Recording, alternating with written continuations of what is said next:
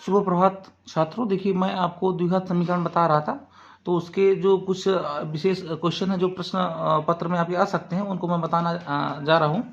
जैसे आपका लिखा है समीकरण बताना है हमें यदि एक मूल दिया हो, तो ध्यान देना बेटा, इसमें लिखा है यदि समीकरण का एक मूल 1 + √2 ये लिखा है 1 + √2 हो तो समीकरण क्या हुआ। तो सर्वप्रथम ये देखेंगे कि इस समीकरण का जो मूल है, समीकरण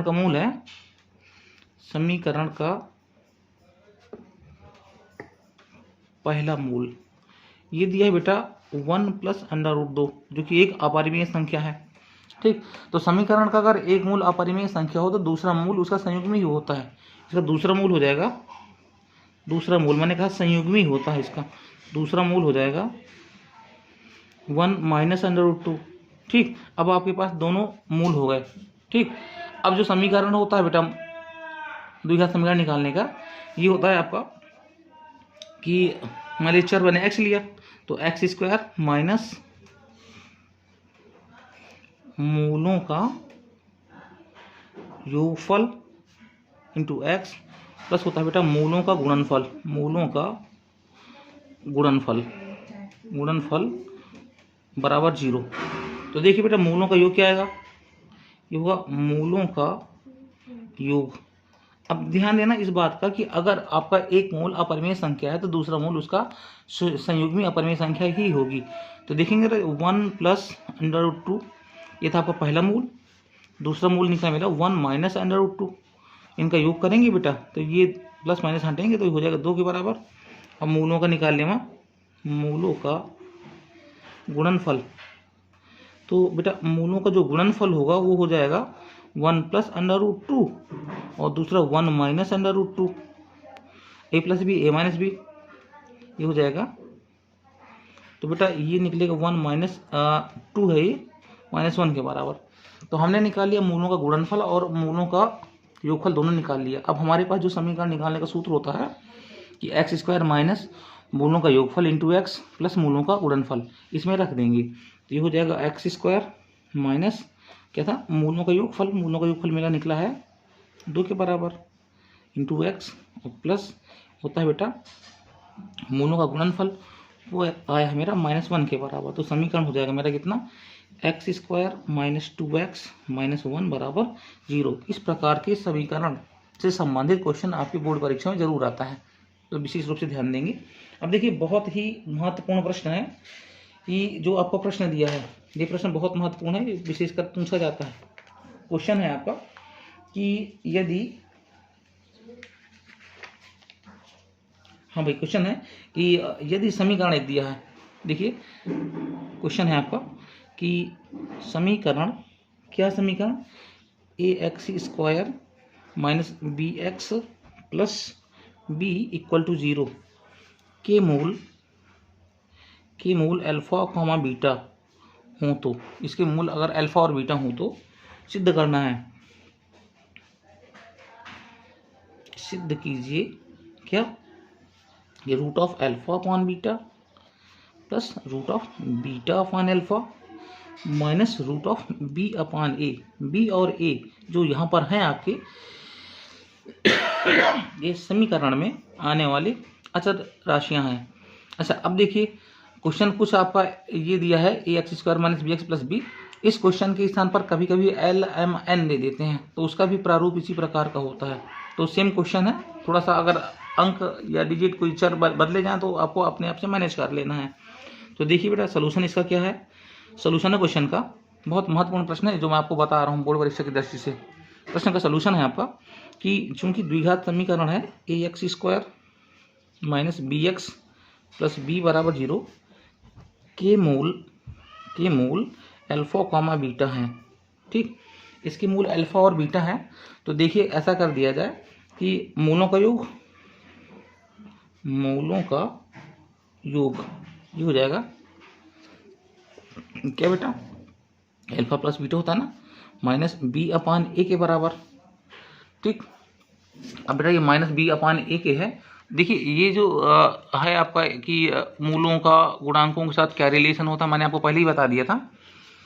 तो ये निकलेगा आपका, देखिए इसको मानक समीकरण से तुलना कर लेंगे तो ए की जगह ए है, बी की जगह माइनस बी है और सी की जगह बी है। तो ये हो जाएगा आपका alpha plus beta equal to minus B, तो माइनस लगा दिया और बेटा माइनस बी अपान ए बना, ये हो जाएगा बी अपान ए के बराबर। ठीक, अब देखिए मूलों का गुणनफल, मूलों का गुणनफल, तो गुणनफल क्या होता है बेटा, अल्फा इंटू बीटा, ये होता है सी अपान ए। तो सी के स्थान पर यहाँ पर अपने सामने जो समीकरण है वहाँ पर देखिए सी की जगह बी दिया है, ये हो जाएगा बी अपान ए। अब हमें जो सिद्ध करना है उसका बायां पक्ष देखिए, तो इसका जो बायां पक्ष है सिद्ध करने के लिए वो कुछ इस प्रकार से है कि root of alpha upon beta plus root of beta upon alpha minus root of B upon A, ये दिया हुआ है। तो देखिए मैं पहले के दो पद, शुरू के दो पद लेके सॉल्व कर रहा हूँ, इन दोनों का LCM root of beta into root of alpha हो जाएगा। रूट ऑफ अल्फा और रूट ऑफ अल्फा का 2 बार हम मल्टीप्लाई करें तो अल्फा बन जाएगा, बीटा का रूट का बीटा के साथ बीटा हो जाएगा, और ये आप अलग कर लीजिए बी अपान ए, ये हमारा अलग हो गया। अच्छा अब देखिए ये अल्फा प्लस बीटा, तो बेटा इनमें तो अल्फा प्लस बीटा हो गया, अल्फा प्लस बीटा, और यहाँ पर देखिए दोनों में समान करनी है तो गुणा हो जाएगा, अल्फा बीटा बन जाएगा ये, minus root of B upon ए। अच्छा अब इसके बाद क्या होगा भाई, इसके बाद ये देखना है कि अल्फा प्लस बीटा की वैल्यू कितनी है, बी अपान ए।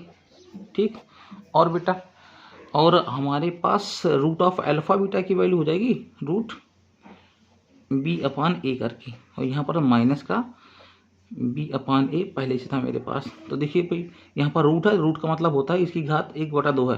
देखिए इस तरह से जैसे लिखा है रूट ऑफ बी अपान ए, तो ये हो जाएगा बी अपान ए की वैल्यू 1/2, और यहाँ पर कोई वैल्यू नहीं तो इसकी वैल्यू 1 मान लेंगे, और 1 में 1/2 माइनस कर देंगे तो हो जाएगा ये क्या मर्जी बेटा कि root of B upon A, ये मैंने समझाया आपको, और ये हो जाएगा माइनस बी अपान ए। देखिए प्लस माइनस बराबर ये 0 आ गया। तो इस प्रकार से यह प्रश्न आपका एक दूसरा प्रकार क्या है कि एल एम एन के रूप में भी आ सकता है अगर इनके चर बदल दिए जाएंगे, बाकी आपका कॉन्सेप्ट यही रहने वाला है। और इसमें जो आपके दूसरे व्यवहारिक उदाहरण मान लीजिए जैसे दिया है आपका, ये जैसे एक क्वेश्चन है, क्वेश्चन क्या है बेटा कि दिया है मोटर कार की स्थिर जल में चाल 24 किलोमीटर प्रति घंटा, मोटर कार की स्थिर जल में चाल है 24 किलोमीटर प्रति घंटा। ठीक, और दिया है कि 32 किलोमीटर धारा की प्रतिकूल जाने में वही दूरी धारा के अनुकूल जाने की अपेक्षा 1 घंटा अधिक लेती है, तो धारा की चाल ज्ञात करनी है। क्वेश्चन समझ में आया, इसमें दिया है धारा की चाल। तो देखिए क्वेश्चन है आपका कि धारा की चाल ये दी है बेटा 32 किलोमीटर प्रति घंटा। ठीक, अब हम मान लेंगे क्वेश्चन में बेटा मोटर बोट की चाल है, मोटर बोट की चाल ये है, माना धारा की चाल ये मान लें x किलोमीटर प्रति घंटा। ठीक, अब बेटा देखो हमें मोटर बोट की चाल धारा के विपरीत दिशा में और धारा की दिशा में ज्ञात करना है। तो धारा के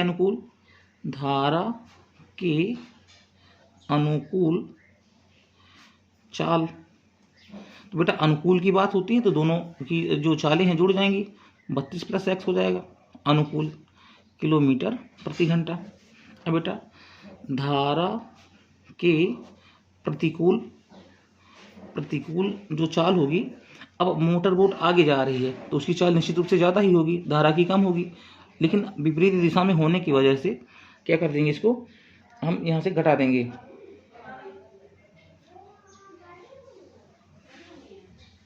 बत्तीस माइनस x कर दिया मैंने किलोमीटर प्रति घंटा। ठीक, अब देखिए इतना हो गया। अब ये कह रहा है कि धारा के अनुकूल जाने की अपेक्षा जब वह धारा के प्रतिकूल जाता है, ठीक, तो 1 घंटा आपको प्रतिकूल जाने पर जैसे अनुकूल जा रहा है तो धारा और बोट दोनों की जो चालें वो जोड़ दी जाती हैं तो कम टाइम लगता है, और जब ये माइनस डायरेक्शन में जाएगा, धारा इधर जा रही है, मोटर इधर जा रही है, तो टाइम ज़्यादा लग रहा है। तो इन जो समय का जो अंतर है, इस समय का जो अंतर है वह 1 घंटे का आता है। तो बेटा देखो जरा, देख लें जरा कि 24 किलोमीटर जाने में समय, ये है आपका धारा के अनुकूल जो समय हमारा होता है दूरी बटे चाल।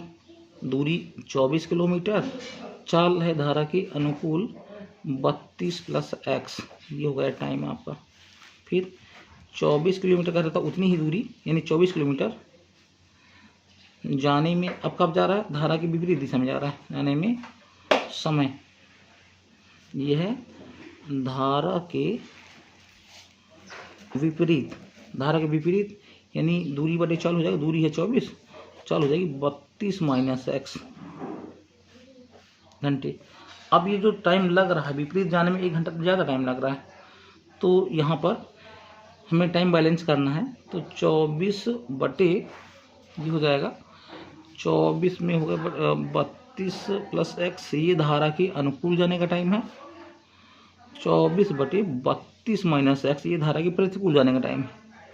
तो ये टाइम ज़्यादा लग रहा था, तो बैलेंस करने के लिए मैंने यहाँ पर 1 घंटा यहाँ जोड़ दिया। अब दोनों बराबर हो गए, तो हो जाएगा 24/32 - x -24/32 + x, ये 1 के बराबर। अब बेटा इसको द्विघात समीकरण बना करके हल कर लेंगे। ये हो जाएगा, देखिए इस प्रकार से 24 मैंने यहाँ ले लिया और इसको मैं ऐसे सॉल्व की तरह हूँ लगातार। इनका जो एलसीएम था तो 32 - x, 32 + x यहाँ हो गया और 32 + x ये हो गया, और यहाँ पर बचेगा बेटे कितना, -32 + x = 1 है। अब यहाँ से 24 हटा के 24 यहाँ कर दीजिए। अब इसको आप अपने हिसाब से सॉल्व कर सकते हैं। इससे ये माइनस हो जाएगा, तो नेक्स्ट बनेगा 2x / 32 का स्क्वायर -x का स्क्वायर = 1/24। इसको द्विघात समीकरण बना करके हल कर लेंगे, तो ये हो जाएगा बेटा कितना, ये 48x हो जाएगा 32 का स्क्वायर -x स्क्वायर। इसको द्विघात समीकरण के रूप में आप हल कर लीजिए। जो भी पॉजिटिव वैल्यू आएगी उसको ले लेंगे, वो आपका 1 आ जाएगा। इस प्रकार से लगातार अभ्यास करते रहेंगे और आगामी परीक्षा में आपको 100% पूर्ण अंक मिलेंगे पूरी तरह से।